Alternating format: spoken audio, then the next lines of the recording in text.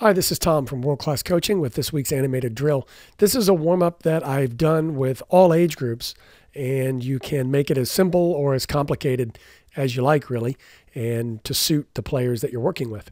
So the basic setup is an area that can vary in size. It can be 20 by 20 with as few as 5 players. With more players, you could make it larger, just depending on what you want to achieve. You could make it very large and make it more fitness-based. You could make it smaller and make it more technical, just depending on what you're trying to achieve. So each of the players has a ball. We have 3 different colored cones that are scattered randomly around the area. I say randomly, but I also make sure that there's at least 1 cone in each kind of third of the field. You'll see why here as we go along, but they're scattered so that they're not clustered together. The players take their ball and dribble around the area. The initial part of the warm-up is simple instruction. Take your ball, dribble around the area, don't hit my cones, is basically the way we start. Then the next thing I'll say is, okay, pick a pattern that you want to dribble in. Your pattern can be different than other people's pattern, but you're going to go from, perhaps if you want to, 1 yellow cone to a red to a blue, and then find another yellow cone to a red to a blue, and just continue that pattern of going from yellow to red and then going to blue. So you're dribbling in that pattern anywhere in the square. Someone else might choose to go red and then blue and then yellow, or red then yellow. That you get the idea. So you can pick your own pattern.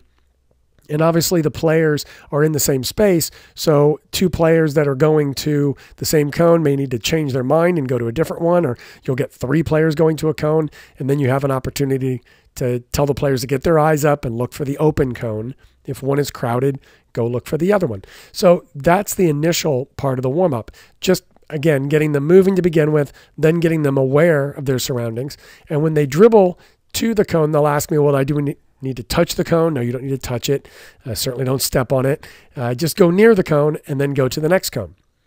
What you'll do is, if you notice, you'll see some players start to do actions at each of the cones. And that's the next phase of this, is when you get to the yellow cone in your pattern, and it may be the first cone in my pattern, it may be the second cone in someone else's pattern, third in someone else's. It doesn't matter. But when you get to the yellow cone, you're going to do X action. You could have a change of direction move. You could have a fake. You could have, something as simple as just pulling the ball back with the sole of their foot. You could have something as complicated as an intricate turn away from the pressure. You could have them pull it back and shield it and then turn around that cone. Whatever action you choose. And I'll initially, when I'm first doing this activity with my teams, I'll give them the action at the yellow cone. And then perhaps what I'll do next, or maybe I'll give them all the actions as we go along. I usually build up one at a time so that they perform that first action at one of the cones, and then I'll give them the next action. Okay, now when you get to the red cone, you'll do something different. You'll do a step over. So you've done your Maradona turn at the yellow, and now you're doing a step over at the red, and I'll have them do that for a little while, and then I'll have them do a third action at that last remaining cone. I don't always do all moves or all change of direction. Oftentimes I'll mix it up. You could even make it silly and say, okay, you get to that cone and you do 5 jumping jacks.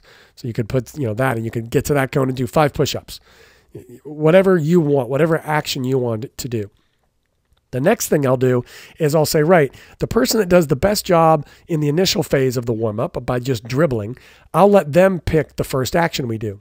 Now, the person that does the best job at that action will get to pick the subsequent action at the next cone. And so now there's something invested in it. They need to do their best. You're going to get more effort from them because they get something out of it, which is the ability to pick that next action and determine what the whole team is doing.